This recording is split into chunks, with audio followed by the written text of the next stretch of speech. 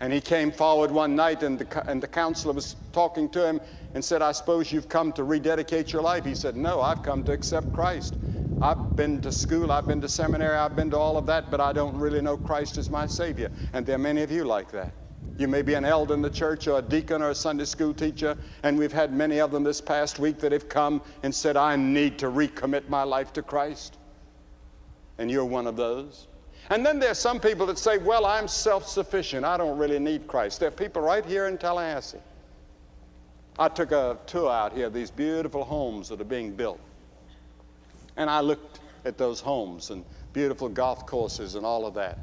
And I just wanted to grab one of them and say, "I'd like to just stay here for about a year and not have to go anywhere and see anything and just play golf every day and just relax."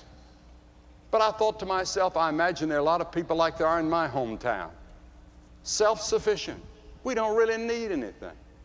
We have everything. What do we need Christ for? Well, one day they're going to wake up and they're going to realize that they've waited too late. They need Him.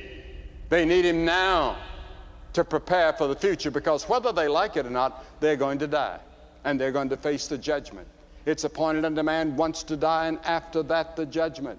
And everybody that you see on the streets of Tallahassee, they're walking dead people. They're on their way to the grave. They're on their way to their own funeral. There was a man here the other night. You read it in the paper. He accepted Christ. He was an alcoholic, but he really came to know Christ. And when the police found him the next morning dead on the street here in Tallahassee, all they could find was the identification of the counselor that had spoken to him the night before and the little card that he had filled out. That's how they were able to trace him down. He didn't know that within the next few hours he would be in eternity. But he went into eternity with Christ, and he's going to be in heaven. Not because he lived a good life or deserved it. He's going because of what Christ did for him on the cross. There are 4 words I want you to remember: fact, faith, feeling, fruit.